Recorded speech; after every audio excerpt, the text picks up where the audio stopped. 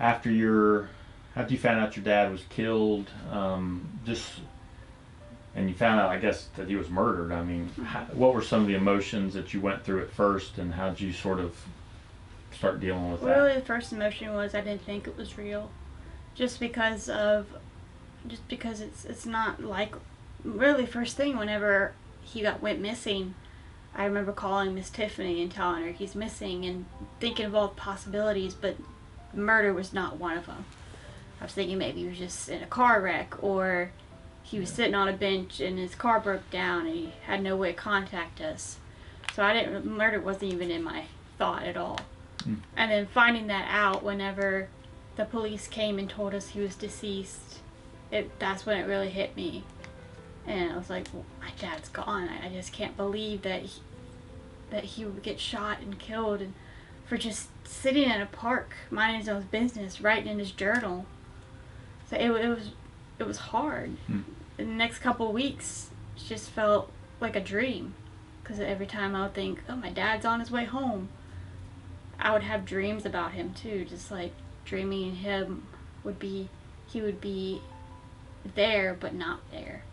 He would always be a farther distance from us. Did you struggle with anger towards God, and like Yes. why didn't God stop that? And For a while I struggled with trusting God, really, because he was the big part in just realizing that after the flood happened and us losing our house and everything in it, and then this happened, I was just like, well, does he really love us? Because he let one terrible thing happen, and then he let another thing happen. Because there was a way he could have stopped that, but he didn't. And for a while I just was asking God, why did you do this? Why couldn't you done something to stop it? But being around certain people that love me, like my friends and my family and the church, it makes me realize that that's not what I should do. I should love God because he loved me first. And even though it wasn't his fault to put me through this, God did allow it to happen, but there's a reason for it.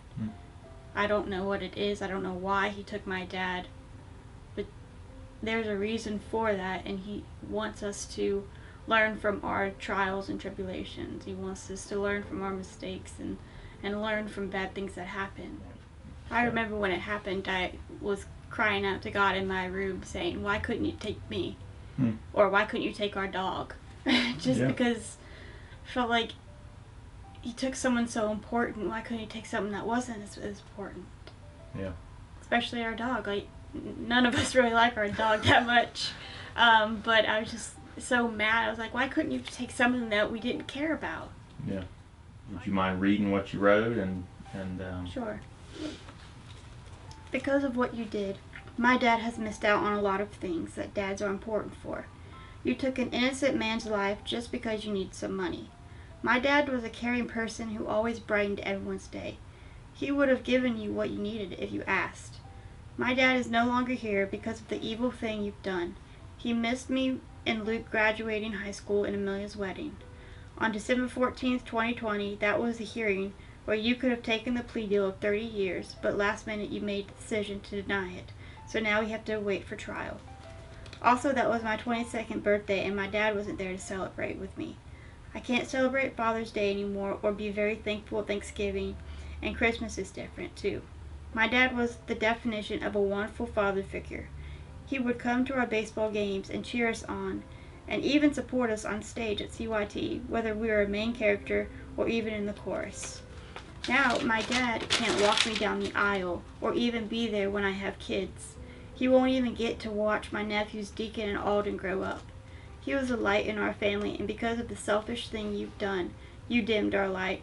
I know my dad forgives you, and believe me, I am trying to also, because that's what my dad wants. He doesn't want me to hate you, and I don't hate. I hate the decision you made.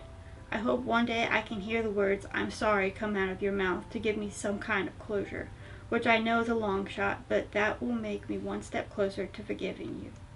I hope you get saved one day and repent, because you need Jesus more now than ever while you are in jail serving your time.